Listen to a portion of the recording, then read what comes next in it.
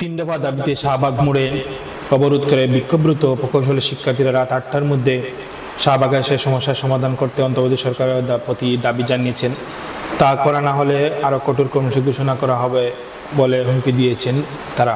Diploma প্রকৌশলী নামের আগে প্রকৌশলী লিখতে না দেওয়া, ডিপ্লোমা প্রকৌশলী কাউকে পদোন্নতি দিয়ে নবম গ্রেডে উন্নতি না করা এবং দশম গ্রেডে চাকরি পাওয়া ক্ষেত্রে স্নাতকোত্তর প্রকৌশলী সুযোগ দেওয়ার দাবিতে আজ মঙ্গলবার তারা বিকেল 3টা দিয়ে শাহবাগ মোড়ে এই আন্দোলন ডাক দেন এবং তারা এই অবরোধ কর্মসূচি পালন করেন। তাদের মধ্যে বাংলাদেশ প্রকৌশলী বিশ্ববিদ্যালয় বোর্ডে ছাড়াও বেশ কয়েকটি বেসরকারি বিশ্ববিদ্যালয়ের প্রকৌশলী শিক্ষার্থীরা উপস্থিত রয়েছেন। অবরোধ চলাকালে সন্ধ্যায় শাহবাগ মোড়ে সাংবাদিকের সঙ্গে কথা বলেন প্রকৌশলী অধিকার আন্দোলন সভাপতি শাকিল আহমদ। তিনি বলেন, আমরা আলটিমেটাম দিচ্ছি, রাতের মধ্যে 8টার মধ্যে আমাদের সাথে এসে বসে সমস্যার সমাধান করতে হবে, নইলে আমরা এ থেকে আরও কঠোর কর্মসূচি দিতে বাধ্য হব।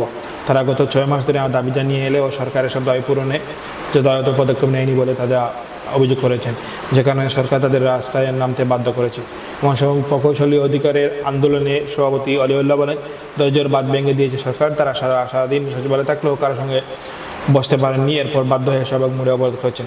সংবাদ সম্মেলনে শাকিল আহমদ বলেন, রংপুর প্রকৌশলীর উপর নাটকের হত্যার হুমকি দেওয়া হয়েছে। এই হুমকিতে তাদের গ্রেফতার করে আইনে আওতায় আনতে হবে, এটাই তাদের প্রধান দাবি। এছাড়া যে 3 দফা দাবি তারা জানিয়েছেন, সেই দাবি মেনে প্রজ্ঞাপন জারি করতে হবে। শিক্ষার্থী রাজধানী ব্যস্ত মোড়ে অবরোধ করায় যানজটে ভোগান্তি পড়েন অবিশেষ গড়মুখী মানুষ। বিকাল 3টা থেকে অবরোধ কারণে শাহবাগ মোড়ে দিয়ে সব ধরনের যান চলাচল বন্ধ হয়ে যায়। এতে আশেপাশে তীব্র যানজট সৃষ্টি হয়।